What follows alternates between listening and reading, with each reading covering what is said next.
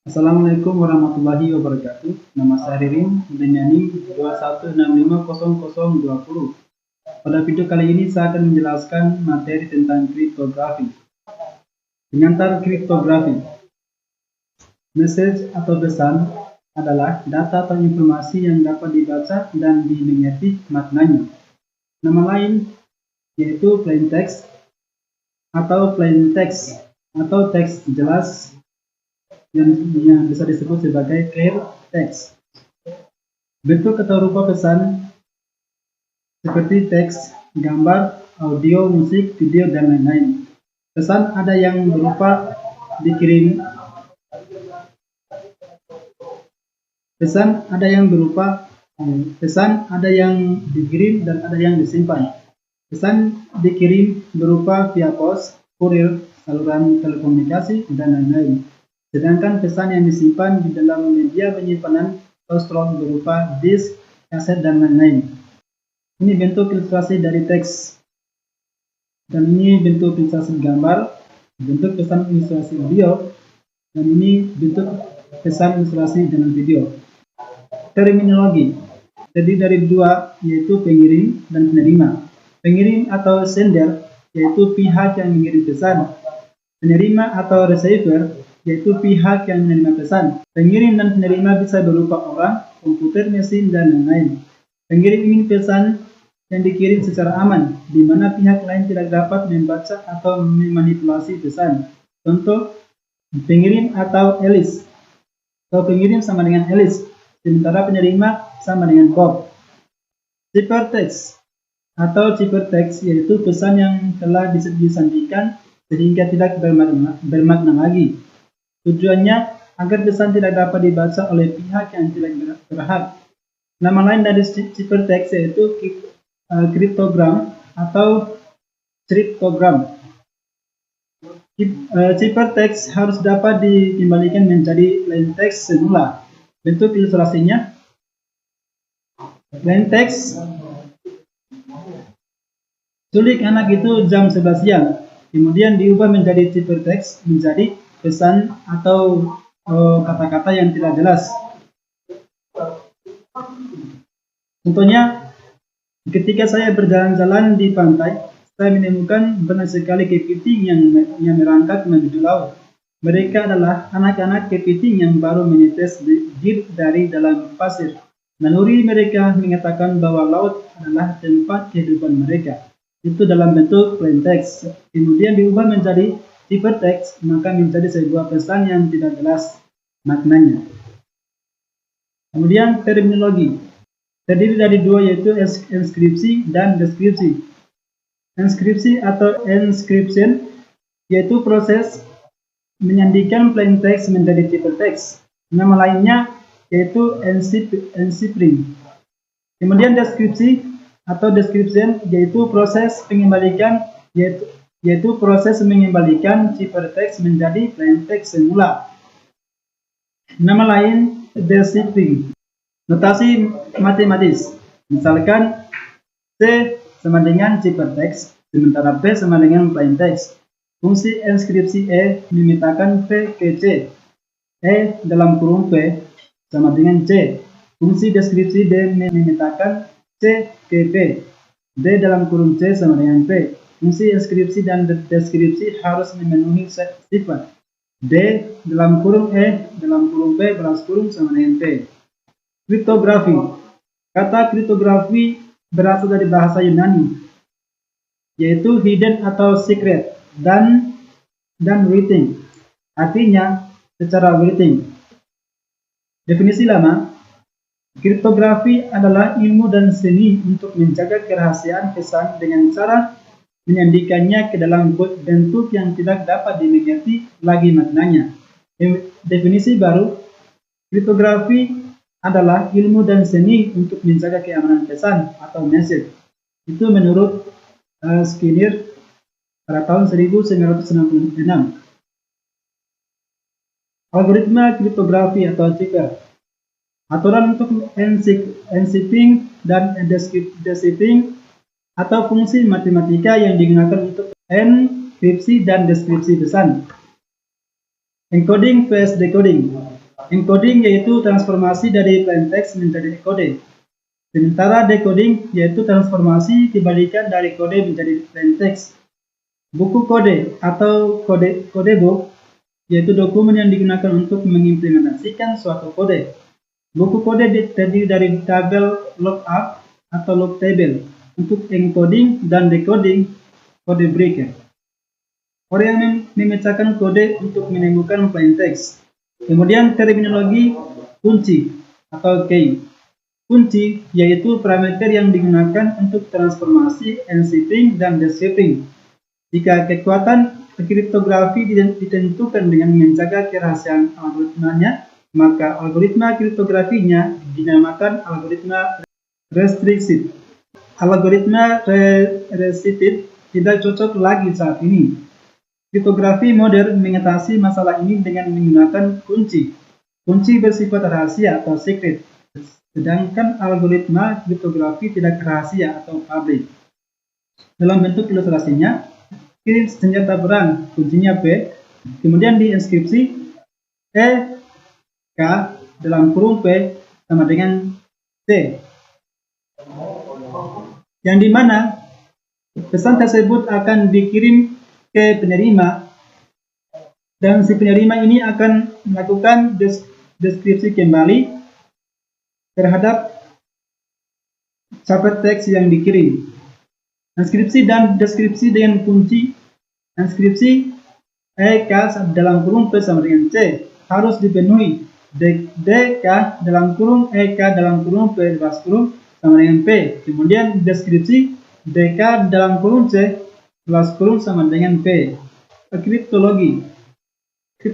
Kriptologi atau kriptologi yaitu studi mengenai kriptografi dan kriptanalisis. Persamaan kriptografer dan kriptanalis. Keduanya sama-sama menerjemahkan ciphertext menjadi plain text. Kemudian perbedaan kriptografer dan kriptanalis yaitu kriptografer bekerja atas legitimasi pengirim atau penerima pesan. Sementara kriptanalis bekerja tanpa legitimasi pengirim atau penerima pesan. Sejarah kriptografi. Kriptografi ini punya sejarah yang panjang. Tercatat bangsa Mesir 4000 tahun yang lalu menggunakan hierologi yang tidak standar untuk menulis pesan. Perang Dunia Kedua, pemerintah Nazi Jerman membuat mesin inskripsi yang dinamakan Enigma. Enigma cipher berhasil dipecahkan oleh pihak sekutu. Keberhasilan memecahkan enigma sering dikatakan sebagai faktor yang memperpendek Perang Dunia Kedua. Kriptografi kunci simetri. Symmetric key kriptografi. Kunci inskripsi sama dengan kunci deskripsi. Istilah lainnya, kunci simetri, kunci privat, kunci rahasia, secret key. Algoritma kriptografinya disebut algoritma simetri. Istilah lainnya, algoritma konvensional. Contoh algoritma simetri DES atau Data Encryption Standard, Read-Deal, Blowfish EDA, GOST, Serpent RC2, RC4, RC5, dan lain sebagainya. Kriptografi kunci asimetri. Asymmetric key kriptografi. Kunci inskripsi tidak sama dengan kunci deskripsi. Nama lain, kriptografi kunci publik. Karena kunci inskripsi bersifat publik atau public key, sedangkan kunci deskripsi bersifat rahasia atau secret key atau private key. Symmetric vs asymmetric. Inilah contohnya. Symmetric key algoritma. Pesan plain text diinskripsi menjadi ciphertext, dan kemudian pesan ciphertext dideskripsi menjadi plain text. Kemudian symmetric key algorithm. String cipher terdiri dari dua, yaitu Kaiser cipher dan Vigenère cipher. Sementara block cipher terbagi atas dua juga, yaitu Data Encrypting Standard atau DES dan Triple Data Encryption Standard atau 3DES. Kemudian Caesar cipher. Dalam kriptografi, sandi Caesar atau sandi geser, kode Caesar atau geseran Caesar adalah salah satu teknik inskripsi paling sederhana dan paling terkenal. Sandi ini termasuk sandi substitusi di mana setiap huruf pada teks terang atau plain text digantikan oleh huruf lain yang memiliki selisih posisi tertentu dalam alfabet.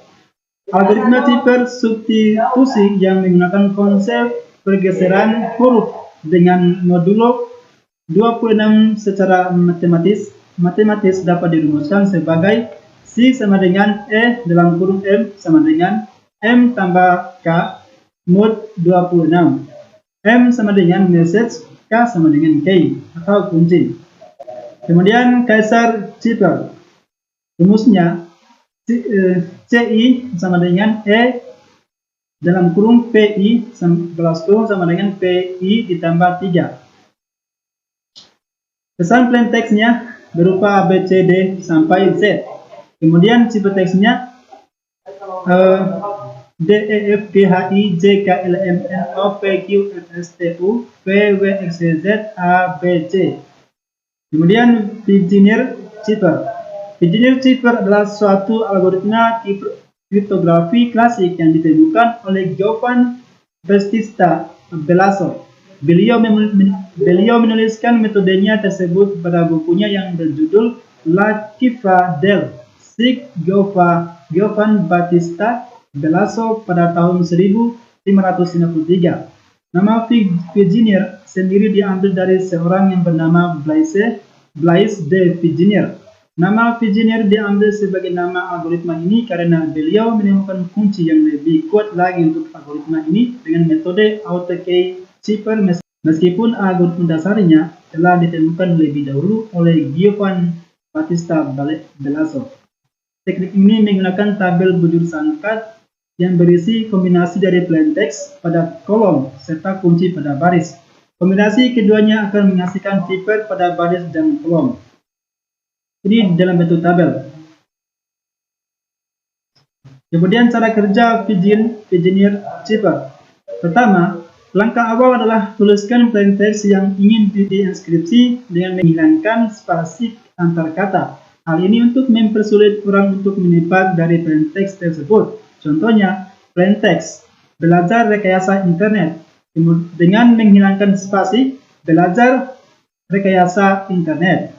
Kedua, pilih kunci atau gaya yang akan disepakati oleh pengirim serta penerima. Contohnya, kuncinya Tcom. Ketiga, susunlah plain text dengan kunci sebagaimana berikut.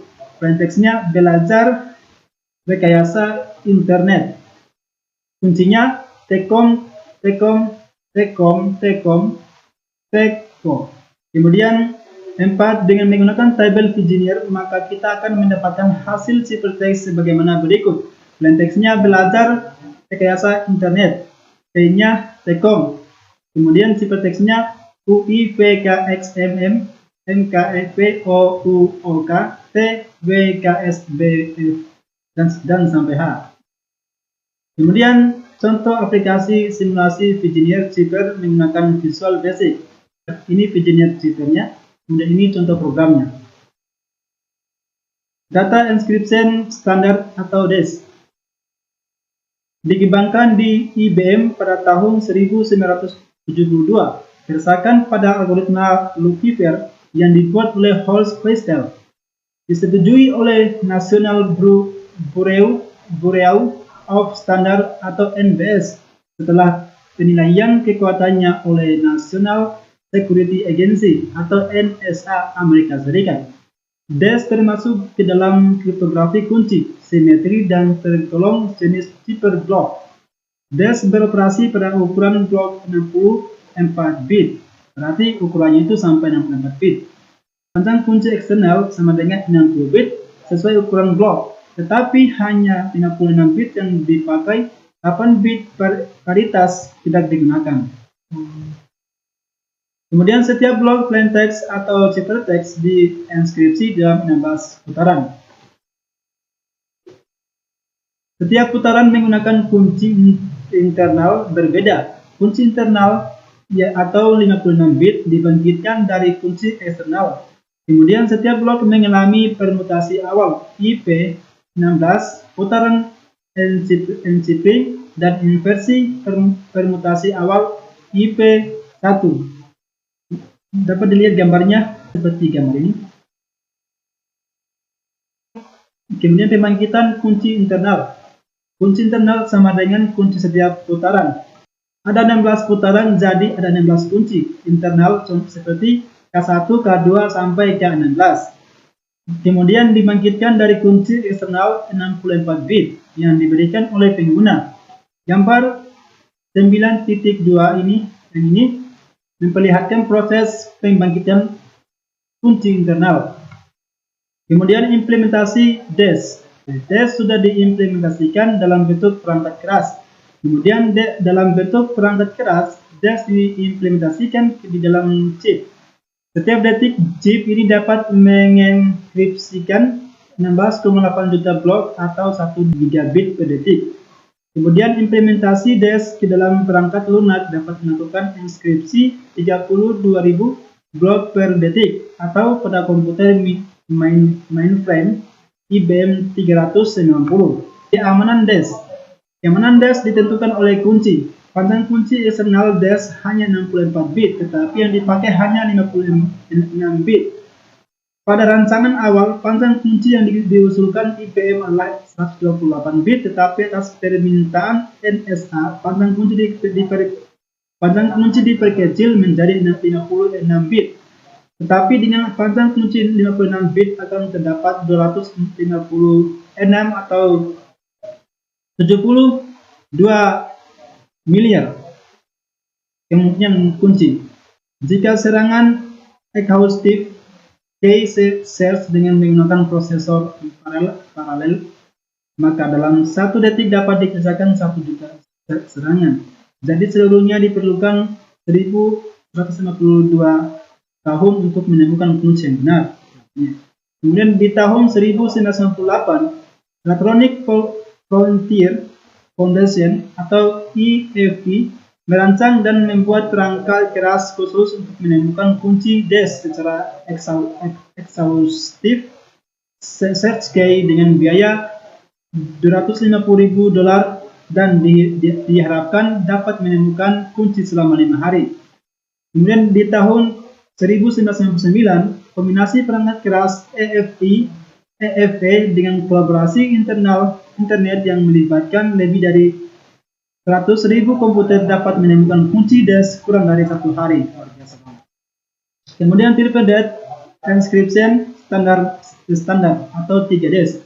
3DES atau triple data encryption standar merupakan salah satu algoritma simetris pada kriptografi yang digunakan untuk mengamankan data dengan cara menyandikan data.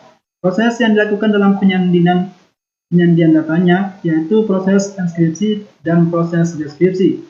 Algoritma 3DES adalah suatu algoritma pengimbangan dari algoritma DES, data encryption standar. Perbedaan DES dengan 3DES terletak pada panjangnya kunci yang digunakan. Pada DES menggunakan satu kunci yang panjangnya 56 bit, sedangkan pada 3DES menggunakan 3 kunci yang panjangnya 168 bit, masing-masing panjangnya 56 bit. Pada 3DES, 3 kunci yang digunakan bisa bersifat saling bebas, K1, K2, K3, atau hanya 2 buah kunci yang saling bebas dan satu kunci lainnya sama dengan kunci pertama, kunci 1, kunci 2, dan kunci 3 sama dengan kunci 1. Karena tingkat kerahasiaan algoritma 3DES terletak pada panjangnya kunci yang digunakan, maka pengguna algoritma 3DES dianggap lebih aman dibandingkan dengan algoritma DES. Inilah contoh dari gambar ilustrasi 3DES.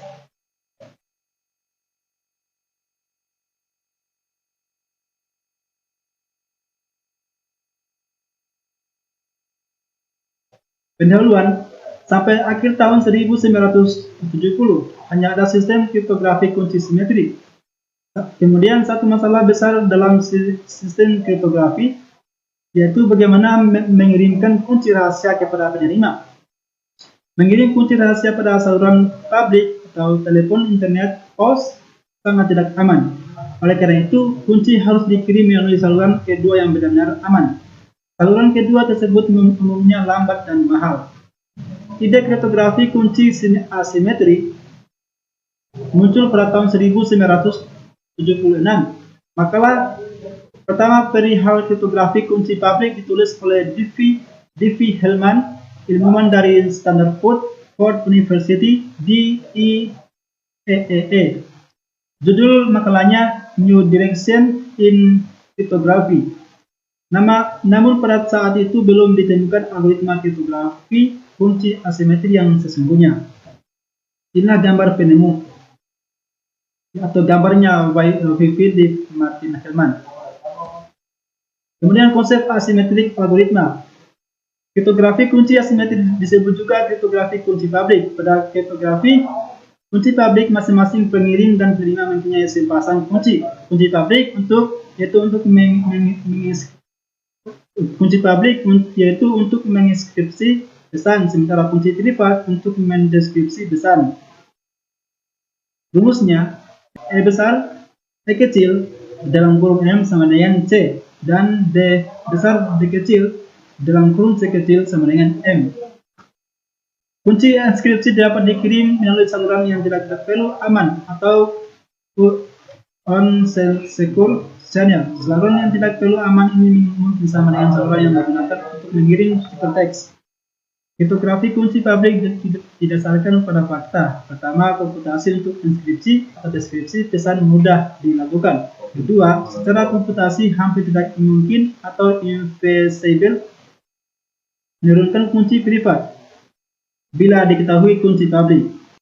Pembangkitan sepasang kunci pada kriptografi kunci publik didasarkan pada persoalan integer klasik sebagai berikut. Pertama, pemfaktoran. Diberikan bilangan bulat n, faktorkan n menjadi faktor primanya. Contohnya 10 sama dengan 2 kali 5. 60 sama dengan 2 kali 3 kali 5. Semakin besar n, semakin sulit memfaktorkan atau butuh waktu sangat lama. Algoritma yang menggunakan prinsip ini, RSA.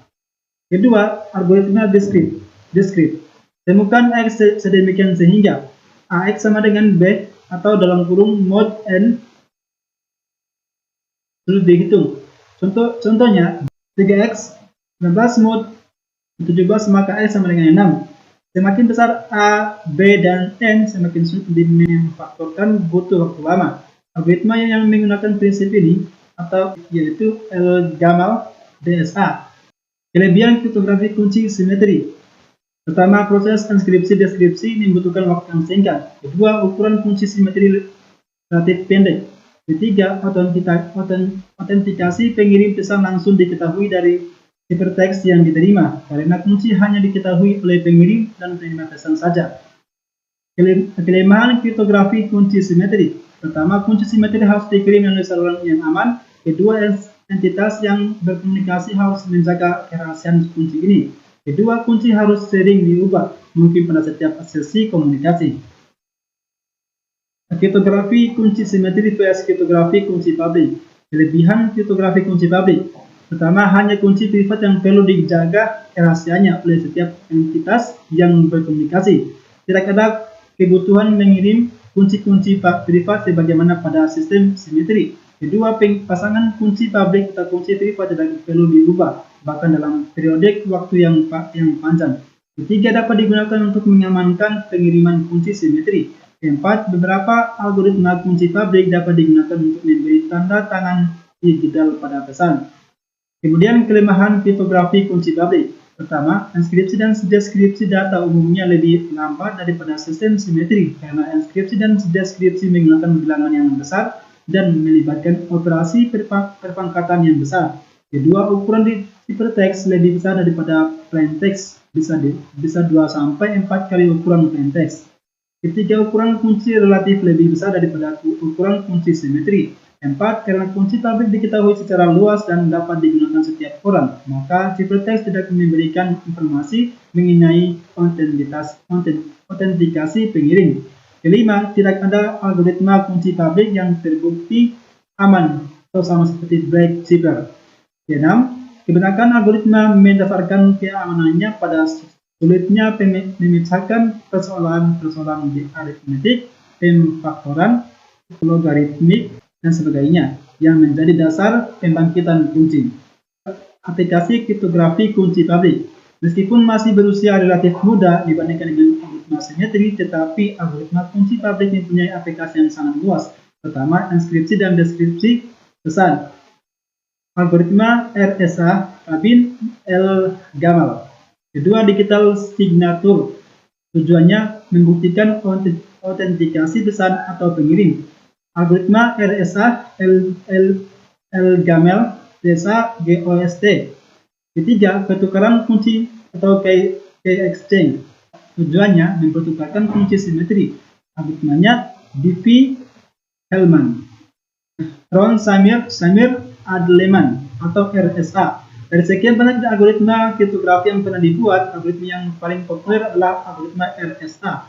Algoritma RSA dibuat oleh 3 orang peneliti dari MIT atau Massachusetts Institute of Technology pada tahun 1976, yaitu Ron R. Ives, Adi S. Samir, dan Leonard Adleman.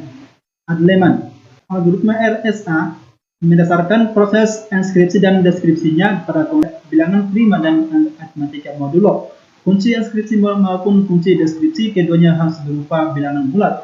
Kemudian kunci enskripsi tidak dirahasiakan diketahui umum sehingga dinamakan juga kunci publik, namun kunci untuk bilangan deskripsi bersifat rahasia. Kemudian kunci deskripsi dibangkitkan dari beberapa buah bilangan prima bersama-sama dengan kunci enskripsi. Untuk menemukan kunci deskripsi, suatu bilangan non-prima harus difaktorkan menjadi faktor primanya. Dalam kenyataannya, memfaktorkan bilangan non-prima menjadi faktor primanya bukanlah pekerjaan yang mudah. Belum ada algoritma yang secara efisien yang dapat melakukan pemfaktoran tersebut. Semakin besar bilangan non-primanya, maka semakin sulit pula pemfaktorannya. Semakin sulit pemfaktorannya, semakin kuat pula algoritma RSA. Rumus key generation, dan ini rumusnya encryption, dan ini description. Sekian penjelasan dari saya, lebih dan kurangnya mohon dimaafkan. Saya akhiri dengan ucapan billahi taufiq wal hidayah. Assalamualaikum warahmatullahi wabarakatuh.